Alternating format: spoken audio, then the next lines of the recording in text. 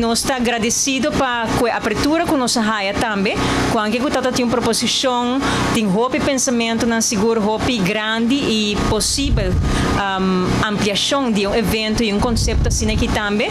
Pero nós está começando com a área de São Nicolás e nós está começando com diferentes edições, com enfoque roupa dirigir para cada edição, mas se trata com a qualidade desejada.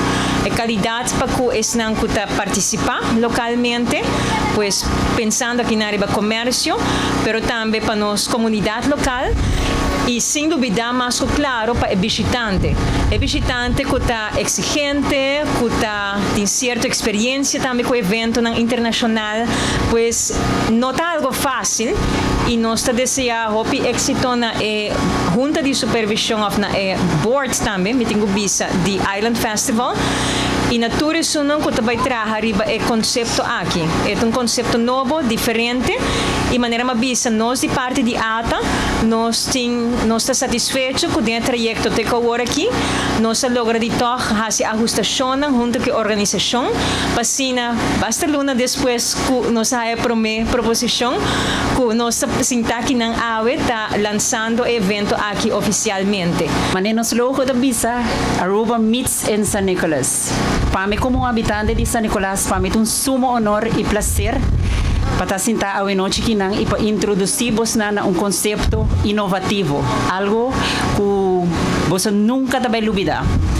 Nós estamos sentar aqui na AWE para sostener e executar um evento que nós planeamos para praticamente um ano largo.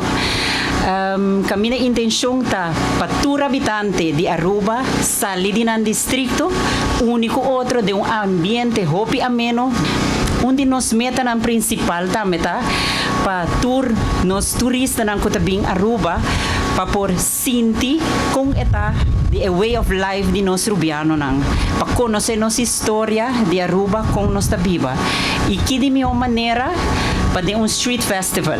Me quero enfocar tikiriba o conteúdo de nosso festival. Maneira a palavra também se passa o mês Island Festival. Island Festival também tem um conteúdo de 3 islas. Para me por explicar em curto, nós também tem um local island, um historical island e um multicultural island.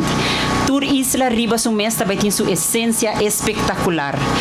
De forma de elite entertainment também transformar San Nicolás de um lugar espetacular. Mas me explica, nós também temos historical island. Esse aí também está de isla nang que também laga nos turistas nang ser conhecido com a história de Aruba. Esse aí também está show nunca visto.